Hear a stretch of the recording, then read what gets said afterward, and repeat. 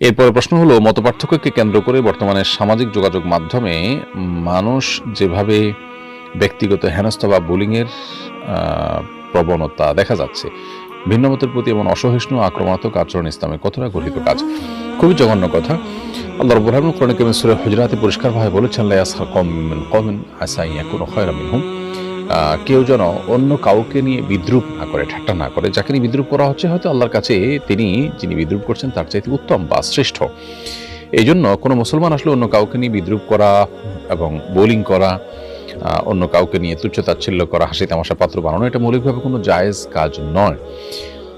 কেউ অন্যায় কাজ করছে, আপনি তার বিরুদ্ধে আচরণ করেন, গঠনমূলক সমালোচনা করেন, সেটাকে ইসলাম জায়েজ করেছে। কিন্তু এভাবে মানুষকে নিয়ে ইস্তেহজা করা, বিদ্রূপ করা, বোলিং করা, এটা মোটেও শরিয়া দৃষ্টিকোণ থেকে জায়েজ কোনো কাজ নয়। এজন্য ট্রল করার এই আচরণ ইমানদারের সাথে সঙ্গতিপূর্ণ, মানানসইপূর্ণ কোনো আচরণ নয়। আজকাল আমরা অনেক সময় দেখা যায় যে তরুণদের একটা বড় অংশ, এমনকি অন্যান্য বয়সী মানুষরাও, তারা এই জাতীয় বোলিংগুলোকে এনজয় করেন।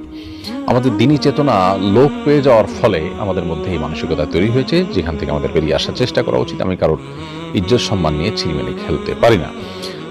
কোনো ব্যক্তি কোনো ভুল করেছেন, তার ভুল আমরা সমালোচনা করবো। হ্যাঁ, কোনো ক্ষেত্রে একেবারে দিনের দুশ্মন, তাদের আর অন্য কোনোভাবে আমরা হয়তো শাস্তি দিতে পারি না, তারা সকল সীমা লঙ্ঘন করে যাচ্ছে, তখন এটা একটা অস্ত্র হতে পারে নিরুপায় হয়ে।